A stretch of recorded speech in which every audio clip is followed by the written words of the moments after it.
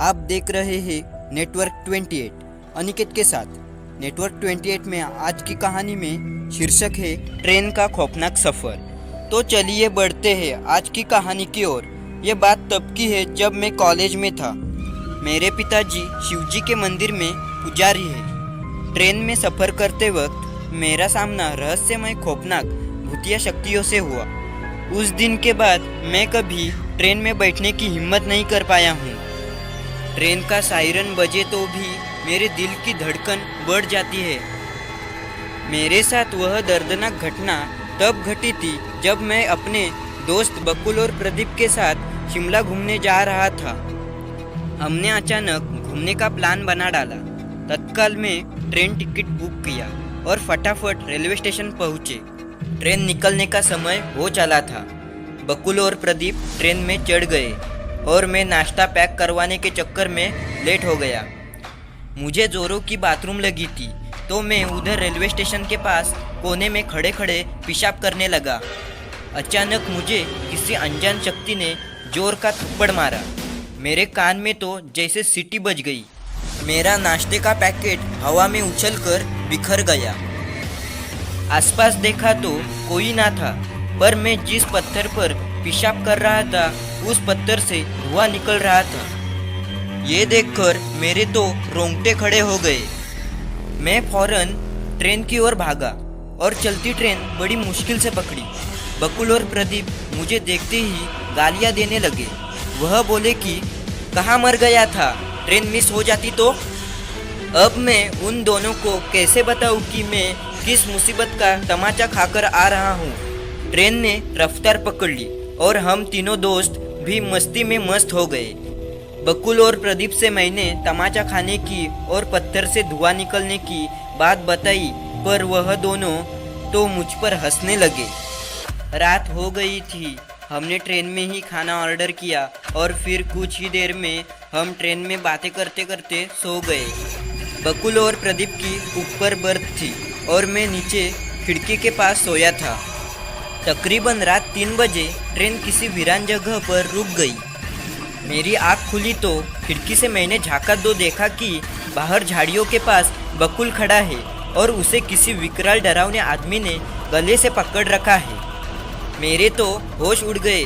मैं फौरन प्रदीप को जगाने लगा तो देखा कि प्रदीप भी अपने बर्थ सीट से गायब है।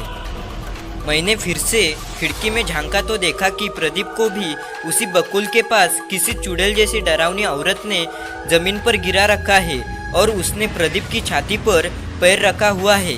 मैं अपने दोस्तों की मदद करने के लिए फौरन भागता हुआ ट्रेन के नीचे उतरा और तभी अचानक देखा तो बकुल और प्रदीप गायब हो गए और वे दोनों विकराल व्यक्ति भागकर मेरे पास आ गए। अब उस चुड़ैल जैसी औरत और उस डरावने विकराल आदमी ने मुझे पकड़ रखा था। डर का आलम यह था कि मेरी हलक सूख चुकी थी और मेरे मुंह से आवाज़ तक निकल नहीं रही थी। वह चुड़ैल जैसी औरत बोली कि हम दोनों रेलवे स्टेशन से तेरा पीछा कर रहे हैं। हमारे रहने की जगह तूने गंदा किया है, इसलिए अब हम तुझे अपने साथ ले जाएंगे और तेरे खून से वह जगह साफ करेंगे। इतना बोलकर वह दोनों मुझे झाड़ियों में खींचने लगे। मैं तो अधमरा हो गया था, फिर भी भागने की कोशिश कर रहा था, पर मुंह से आवाज़ निकले तो कोई मेरी मदद को आए ना। तभी अचानक ट्रेन का सायरन बजा और वे दोनों रहस्यमय भूतिया लोग मेरा हाथ झटक कर भागे। मैं बावलों की तरह ट्रेन की ओर भागा और ट्रेन में घुस गया। फिर से ट्रेन चलने लगी। मैं चुपचाप अपनी सीट पर जाकर सो गया। मेरी धड़कनें काफ़ी तेज़ थी, फिर भी मैंने डरते डरते खिड़की से झांक ही लिया। तभी देखा तो वह विकराल आदमी और चुड़ैल की जोड़ी सामने झाड़ियों में ट्रेन के साथ दौड़ रहे हैं और उन दोनों के मुंह मेरी ओर है। अब मैं खौफ से आतंकित था।